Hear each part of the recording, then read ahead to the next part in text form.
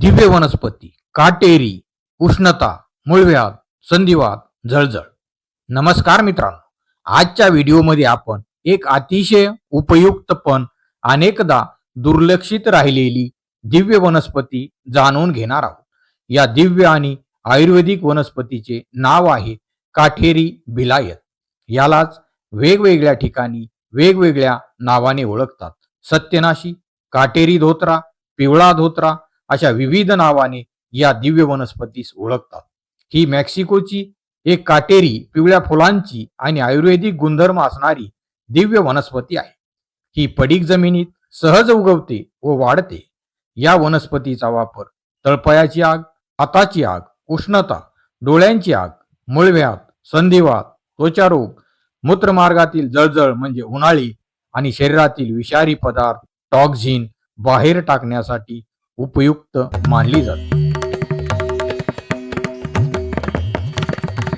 ही काटेरी प्रजातीची वनस्पतीस खोडापासून ते पानापर्यंत सर्व भागावर काटे असतात. तसेच या वनस्पतीस पिवळी फुले आणि बिया पण येतात.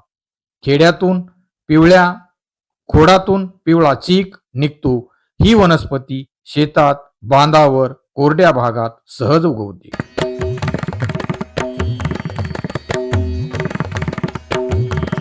या वनस्पतीच्या मुळापासून आपण तयार करणार आहोत काढा. काढा तयार करताना सर्वप्रथम 3 ते 4 वनस्पतीच्या मुळ्या घ्या. त्यांना स्वच्छ धुवून त्याचे तुकडे करा. 1 ग्लास पाण्यात ते तुकडे उकळावयास ठेवा आणि पाणी अर्धे झाल्यावर म्हणजे अर्धा ग्लास पाणी झाल्यावर त्या पाण्यास थंड करा व नंतर गाळून घ्या. काड्याचा कलर पिवळसर होईल आणि काढा पिऊन घ्या म्हणजे आपणास आराम पडेल.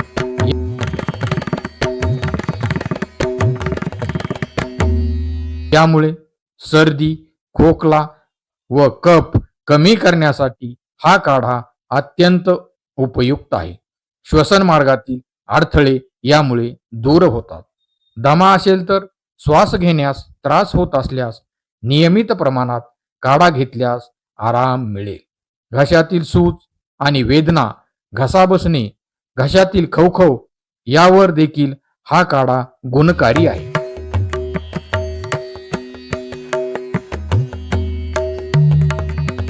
मूत्रविकार म्हणजे लघवी करताना जळजळ, उन्हाळ्यात लागणारी उन्हाळी, मूत्रमार्गातील संसर्ग यासाठी हा काढा उपयोगी आहे. पोटदुखी व अपचन यावर काढा घेतल्यास पचनक्रिया सुधारण्यासाठी मदत होते व बद्धकोष्ठतेसारखे आजार कमी होतात.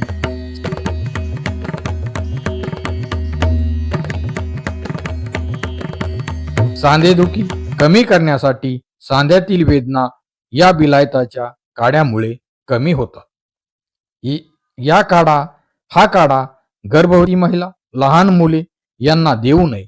तसेच इतरांनीही प्रमाणातच सेवन करावे. कोणतीही औषधी वनस्पती नियमित घेण्यापूर्वी वैद्यांचा सल्ला घेणे आवश्यक आहे.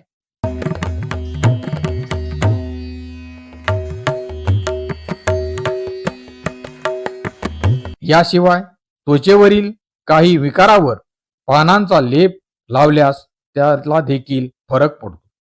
किडे म्हणजे गांधीन माशी, मोहळाची माशी चावल्यास याच्या पानाचा लेप तयार करून लावल्यास आराम मिळतो.